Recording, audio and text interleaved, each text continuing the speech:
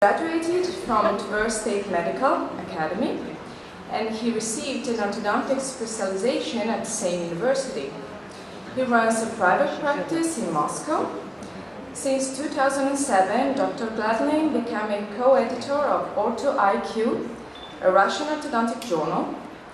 He dedicates to the aesthetic alternatives in orthodontic treatment, and this makes his practice more and more lingually orientated. And this will be also the topic of his presentation. Dr. Gladlin?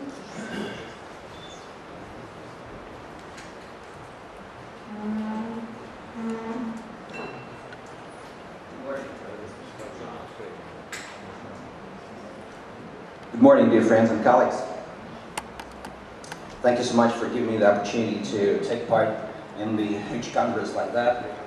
If it is needed for us to create the adequate biplane effect, like in this case, for example, we can thicken the pad made of composite, and as a result of it, we can create the biplane effect, which is highly needed for correction of deep bite cases.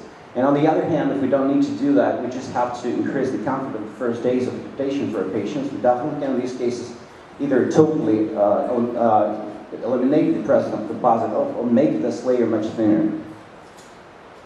The sufficient biplane effect makes the bite correction efficient and very stable. We know it's quite good. And we know why it happens. It happens because of the buccal extrusion of posterior teeth, and the frontal intrusion too.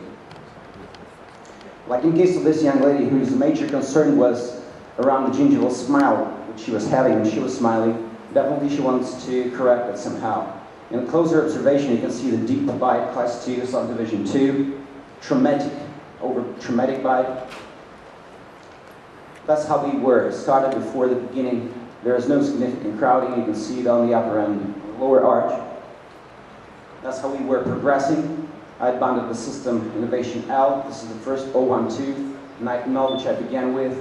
I am progressing slowly, and the reason why I was using Innovation L in her case was mainly concentrated with my desire to open up the bite.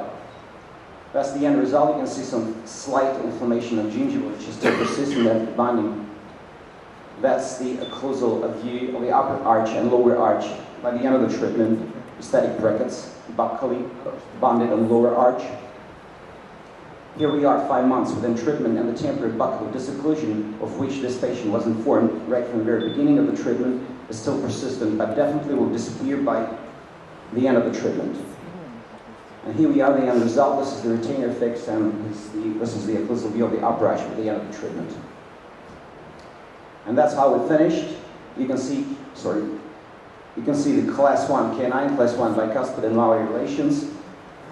The deep bite was corrected. You can see some slight inflammation gingiva in that area because I had bonded brackets a few minutes ago.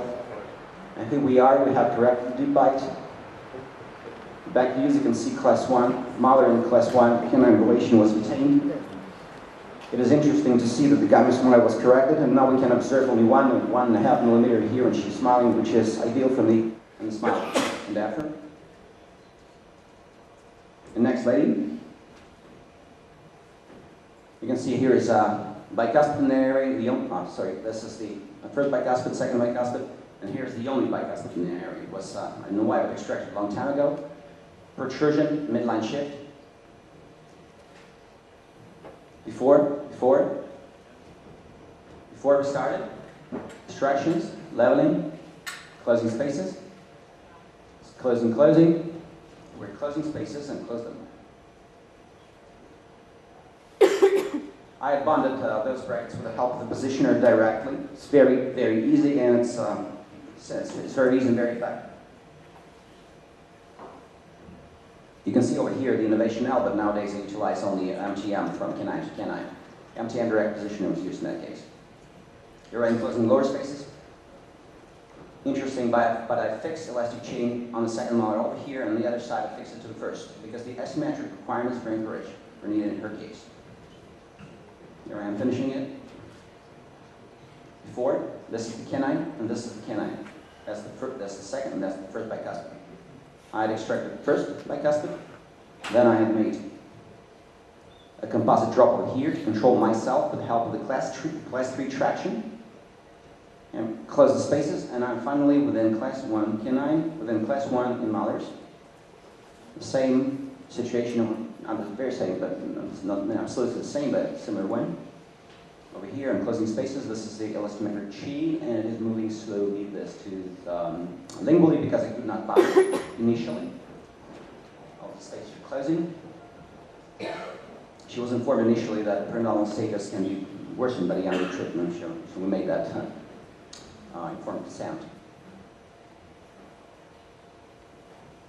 Midline, interesting, they have been changed. And the smile, you can see here is the midline, and here is midline over here. Profile. Absence of a latch in traditional brackets lead to low rotational control of. Main features of Lingual interactive GC brackets: high torque control, high angulation control, high rotational control, confident handling, chair time reduction, patient comfort. Application of interactive self-gating brackets innovation eligible with more than 100 non-instructional patients had shown significant chair time reduction. Basic reasons: almost total absence of fender bender visits, opening the folded edges per arch takes around 10 seconds, low profile leads to greater comfort and low debinding rates.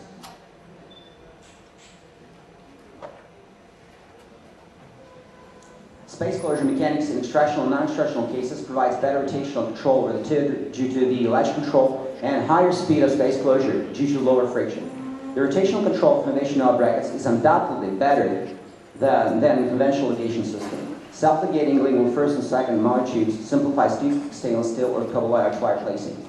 And cobalt preference simplifies detailing stage and is more periodontally friendly. Thank you very much for your attention. Thank you, GC staff members, for creating a masterpiece which helps me so much in my everyday practice. Thank you.